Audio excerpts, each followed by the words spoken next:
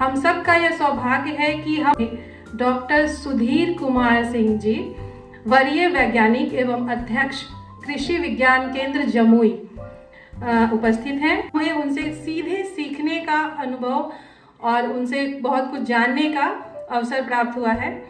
Doctor Singh ji ने अपने अनुभव और सहज अंदाज में विज्ञान और कृषि की बातें हम तक इस तरीके से पहुंचाते हैं जो पढ़ाई को जीवन से जोड़ देती है।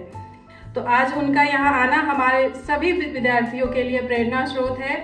आप 11th के बच्चे हैं और आगे आप क्या कर सकते हैं, आप कुछ क्वेश्चन भी करेंगे और सर भी आपको गाइड करेंगे कि आगे आप जाकर क्या कर सकते हैं जिससे आप अपने फील्ड में अच्छा कर सकें। सर, विद्यालय परिवार की ओर से आपका दिल से स्वागत है। प्रिंसिपल मैम, टीचर्स, प्यारे बच्चों, ये मेरे लिए भी बहुत सौभाग्य का बात है। कहते हैं एक शुभ दिन आता है तमाम कड़ियों को जोड़ने के बाद, जब अपने अनुभवों को हम शेयर करते हैं उन प्यारे छोटे छोटे बच्चों से जो कैरियर के उस पड़ाव पर खड़े हों कि अब उनको डिसीजन लेना होता है कि मैं किस तरफ मूव करूं, मेरा इंटरेस्ट किस तरफ है और मेरे जो सारे काम होगा, मेरा जो जीवन होगा वो देश के हित में काम आएगा। तो ये अवसर आज प्रदान करने के लिए मैं स्निग्धा मैडम जो प्रिंसिपल हैं यहाँ की, उनको अपने तरफ से धन्यवाद देता हूँ विशेष रूप से। What advice would you give to class 11th and 12th student who confused in choosing science related field? भाई, आप अपॉर्चुनिटीज आपके पास बहुत सारे हैं, बहुत सारे ऐसे फील्ड्स हैं जिसमें आप जा सकते हो। उदाहरण के रूप में सुनिए, मुझे देखो, क्या मैं आपके किसी डॉक्टर से कम हूं? मैं तो नहीं महसूस करता। किसी इंजीनियर से कम हूं? मैं नहीं महसूस करता। सोशल स्ट्रक्चर मेरा सही है, इकोनॉमिकल स्टेटस सही है, तो क्यों इंजीनियर ही बनना है भाई? आप एग्रीकल्चर में भी आ सकते हो। एग्रीकल्चर में बहुत सारे स्कोप्स हैं।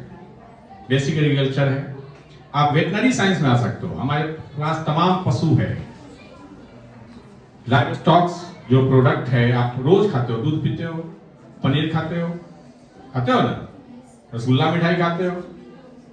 आप वेटनरी साइंस के साथ साथ डेयरी टेक्नोलॉजी में आ सकते हो। एग्रीकल्चर में आकर के आप माइक्रोबायोलॉजी में आ सकते हो, टिश्यू कल्चर में आ सकते हो। बहुत सारे स्कोप्स हैं जहां पे आपके करियर में स्काई इज द लिमिट जैसा स्थिति बनता है। जैसे टिश्यू कल्चर पे अगर आपने, जैसे बायोटेक्नोलॉजी आपने बढ़िया से पढ़ा, एक होता है डिग्री लेना, एक होता है मन से पढ़ना। बायोटेक्नोलॉजी अगर आपने मन से पढ़ लिया एक बार, तो आपको नौकरी की जरूरत नहीं, आप नौकरी देने वाले बन जाओगे। उदाहरण हमारे मित्र हैं जो मुजफ्फरपुर में चलाते हैं। अब आप सोच नहीं सकते हो कि एक व्यक्ति सामान्य नौकरी करने वाला कितना वेतन पा सकता है? लाख रुपया। लोग कहते हैं लाख रुपया क्या सैलरी है। हमको लगता है 50-60 लाख रुपया से ज्यादा उनका सालाना आता है। 4-5 नौकरी देने वाले हैं, तमाम लोग वहां काम करते हैं। पौधे से पौधा तैयार करना, डेयरी टेक्नोलॉजी में ये जितने आप देख रहे हो ना प्रोडक्ट्स तैयार करने के लिए चीजें हैं, पेड़ा बनता है, जो सुधा के प्रोडक्ट्स मिलते हैं ना बाजार में, तो डेयरी के तमाम प्रोडक्ट्स हैं। इस फील्ड में बहुत स्कोप है और आने वाले समय में इसके स्कोप बढ़ते जा रहे हैं। फिशरीज साइंस में देखिए, मछली खाते हो, अभी सिर्फ मछली को खा रहे हो, जिस दिन मछली को कैरियर समझ लोगे तो मत्स्य पालन में बहुत बड़ा कैरियर। बीएससी फिशरीज साइंस की पढ़ाई होती है बिहार में, अभी 2 जगह पे होती है। पूरे भारत में कई जगह है, बिहार में भी 2 जगह होती है, जो एक किशनगंज में है, एक दूसरा समस्तीपुर में ढोली है, मुजफ्फरपुर जिले में। यहाँ से फिशरीज करो, BFSC बोलते हैं उसको, बैचलर ऑफ फिशरीज साइंसेस। उसके बाद आपके तमाम स्कोप खुलते हैं। आप असिस्टेंट प्रोफेसर बन सकते हैं, प्रोफेसर लाइन में आ सकते हैं, वो तो एक अलग पार्ट है। डिपार्टमेंट्स में तमाम जॉब्स हैं इसके लिए, जो ब्लॉक लेवल से शुरू होते हैं, डिस्ट्रिक्ट लेवल से होते हुए स्टेट लेवल तक जाते हैं। बिजनेस के तमाम स्कोप खुलते हैं। झींगा लाला सुना है? नहीं सुना है? झींगा लाला की कहानी भी बहुत मजेदार है। फिशरी का बच्चा, फिशरी का पढ़ा, असिस्टेंट प्रोफेसर ज्वाइन किया, फिर उसने कहा कि नहीं, इस नौकरी से मेरा मजा नहीं आएगा, झींगा मछली पे उसने काम किया, और आज अभी आप लोगों के लिए बहुत बड़ी बात हो जाएगी जब उतना समझ नहीं आएगा शायद, भारत सबसे बड़ा एक्सपोर्टर है झींगा मछली का, और उसकी कमाई का कोई लिमिट नहीं है। तो आपके पास स्कोप्स बहुत हैं, biotechnology, microbiology, fisheries science, animal science, जिसको वेटनरी, जैसे वेटनरी का कॉलेज है अपने बिहार में, 3 कॉलेज हो चुके हैं। तो इस तरीके से वेटनरी साइंस, डेयरी टेक्नोलॉजी का साइंस, फिशरीज का साइंस, एग्रीकल्चर का साइंस, बायोटेक्नोलॉजी का साइंस, माइक्रोबायोलॉजी का साइंस, ये तमाम ऐसे स्कोप्स हैं जहां पे आप 12 के बाद एंट्री कर सकते हैं। ठीक है, तो एक बार इसको एक्सप्लोर करने की जरूरत है, और सिर्फ वहां पे जाकर नहीं रुक जाना है कि चाहे जैसे भी हमको जेई करना है। ठीक है ना, बहुत सारे स्कोप हैं जहां पे आप इसमें काम कर सकते हो। 2 सारे स्कोप हैं, आपको एक्सप्लोर करने की जरूरत है, समय समय पे इसको समझने की जरूरत है, लोगों से बात करने की जरूरत है। बिहार में एकमात्र यूनिवर्सिटी बना हुआ है पशुओं के लिए, जिसका नाम है बिहार एनिमल साइंस यूनिवर्सिटी। देखते हो ना कि हॉस्पिटल में कितने तरीके से इलाज होता है, वैसे पशुओं का इलाज होता है। अरे पशुओं का भी ऐसा इलाज संभव है, इसका मतलब पशुपालन में बहुत बड़ा स्कोप है। जितने तरह के पैथोलॉजी होते हैं ना, जो मेडिकल डॉक्टर के नीचे जांच वाले लोग बैठे ना, कहते हैं यूरिन टेस्ट में है, ब्लड टेस्ट वाले हैं, रेडियोलॉजी वाले हैं, एक्सरे वाले हैं, ये सारी चीजें उसमें भी होती है। तो कितने सारे स्कोप हैं, तो वो आसपास में जो है उसको एक्सप्लोर करने की जरूरत है। My name is Naman Ranjan from class 11 science. I wanted to ask that what is the scope of agriculture science in India in coming 10 to 15 years, especially for science students? इसलिए कहते हैं agriculture science में sky is the limit. ये इसको time bound नहीं कर सकते हैं कि 10 से 15 साल के बाद ये रुक जाएगा, खत्म हो जाएगा, चेंज हो जाएगा। टेक्नोलॉजीज आएंगी, तकनीकें आएंगी, नई अपडेट होंगे लोग, लेकिन आपका पेट भोजन मांगेगा ही, और एग्रीकल्चर साइंस का डिमांड रहेगा। ठीक है। Good morning, sir. My question is, what inspired you to become scientist in the field of agriculture? बेटा, my father belongs to Nalanda Agriculture University, और मैं वहीं पला बढ़ा एग्रीकल्चर यूनिवर्सिटी के अंदर में। तो मैं बचपन से ये देख रहा था कि ये साइंटिस्ट करते क्या हैं। तो हम लोग तो भाई कैंपस के थे, मॉर्निंग वॉक भी करने जाते थे, तो देखते थे कि बड़े बड़े लोग वहाँ पे एक दूसरे को समझा रहे हैं कि इसमें ये हो रहा है, इस क्रॉप में ये चेंज आ रहा है, इसमें हम लोग ये। जब थोड़ी सी समझ बढ़ी, बोर्ड पे जो लोग लिखते थे उसको पढ़ करके समझ नहीं आया, मुझे लगा कि जीवन में अगर कुछ करना है, ये एक अच्छा मौका है। क्यों मौका है?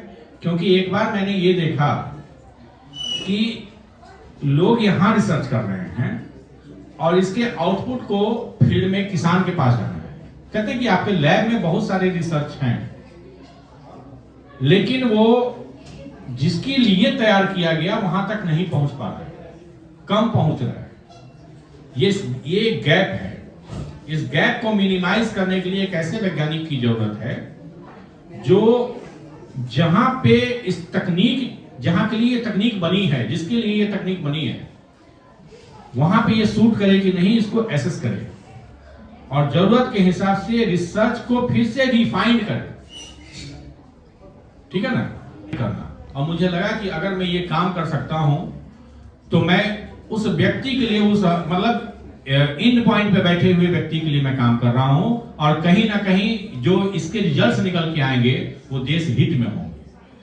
अगर एक रिसर्च के आउटकम्स हमारे किसानों के बीच से, कोई गांव में 100 किसान हैं, उस किसान के खेत से वो चीजें निकल के आने लगी तो वो देश हित में होगी। और मुझे लगा कि इससे बढ़िया मौका मुझे और नहीं मिल सकता है। मैंने डिसाइड किया कि मुझे एग्रीकल्चर साइंस में जाना है। Good afternoon, sir. Sir, my question to you is, what academic path should a student follow to become an agricultural scientist like you?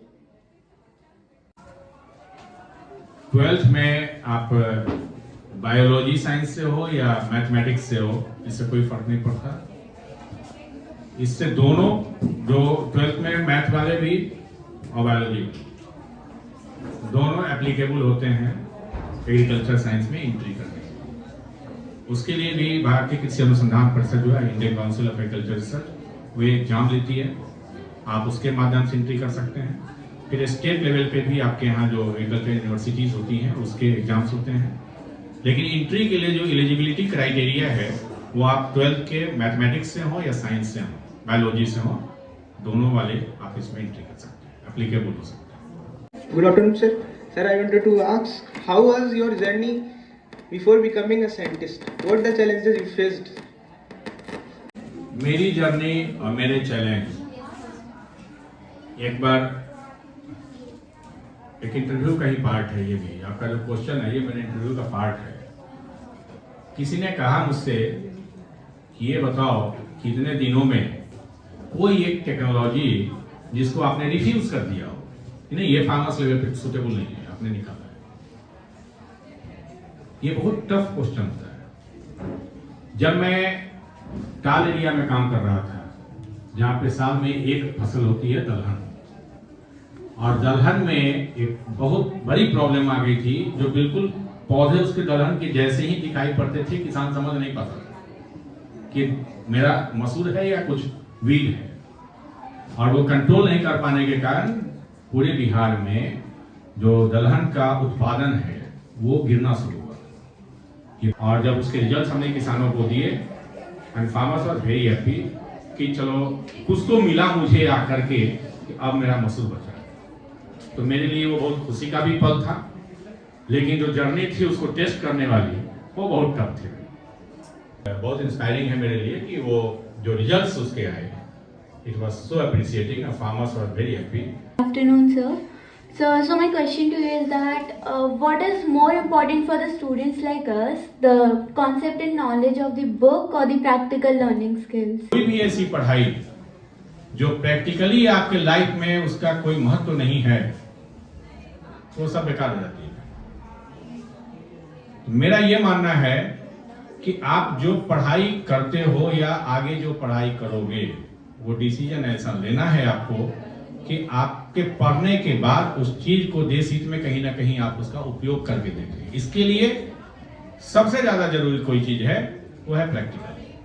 बहुत छोटे शब्दों में लोग पहले कहते थे प्रैक्टिकल मेक्स मैन परफेक्ट। अगर आप करते हो प्रैक्टिकल तो आप सीखोगे। अभी हमने एक उदाहरण बताया था ना, वो सॉइल टेस्टिंग वाला, कि हमने अपने साइंटिस्ट को कहा कि आज पूरे दिन आप लोग यही काम करो और जो नुकसान करना है करो, लेकिन प्रैक्टिकल करके खुद पहले कॉन्फिडेंस डेवलप करो कि यस, इसको ऐसे करने से ही इसका रिजल्ट सही होता है। तो practical is more important. Practical को आप इग्नोर नहीं कर सकते। और मैं तो आप सबसे हाथ जोर से रिक्वेस्ट करता हूं कि भैया जो लैब में आप काम करते हो ना, कुछ भी, तो बहुत शालीनता से, शांति से, समझदारी से करके सीखो। ऐसा सीखो कि फिर बैठ जाए यहां से, फिर उतरे नहीं। तो प्रैक्टिकल का बहुत महत्व है। प्रैक्टिकल के साथ कोई समझौता उचित नहीं। Good afternoon, sir. Sir, what subjects should we focus on in school if we want to become scientists like you? बहुत सिंपल, बायोलॉजी। थोड़ा ध्यान से पढ़ लो, ठीक है ना। थोड़ा सा बायोलॉजी में जो बॉटनी का पार्ट है उसको थोड़ा ध्यान से पढ़ो। भाई, आप थाली में खाना खाते हो तब आपका शरीर ग्रोथ करता है, तो पौधा कैसे ग्रोथ करता है इसको बॉटनी वाले ही बता पाएंगे, ठीक है ना। तो बॉटनी का जो पार्ट है उसको थोड़ा ध्यान से पढ़ो। और हम तो कहेंगे कि पढ़ो और साथ साथ कुछ प्रैक्टिकल करो, लगा करके देखो, ठीक है ना। तो प्रैक्टिकल करोगे तो बहुत अच्छा आपको उसका जो नॉलेज है ना, वो बिल्कुल आपके माइंडसेट में बैठ जाएगा। मैथ वाले तो ऑलराउंडर माने जाते हैं, ठीक है, बढ़िया है। So my question is that how to make consistency regularly? आपको कैरियर बनाना है तो रेगुलर आपको रिवाइज करना आपका काम है। तो आप इसको जितना किसी भी चीज को रिवाइज करते हो उतना आपके लिए बेहतर साबित होगा। और उसके जो बार बार रिवीजन होते हैं, तो आप अपने ही लिखे हुए चीज को जब दूसरी बार पढ़ोगे, तीसरी बार पढ़ोगे, तो कुछ ना कुछ उसमें कमी, जो मिस्टेक्स है ना, वो उभरने लगते हैं। तो आप जितनी बार रिवाइज करोगे, जितने बार बार रिवाइज करोगे, आप में निखरता चला जाएगा वो चीज, और तब जाके आप इसको अच्छे से पा पाओगे, कर पाओगे।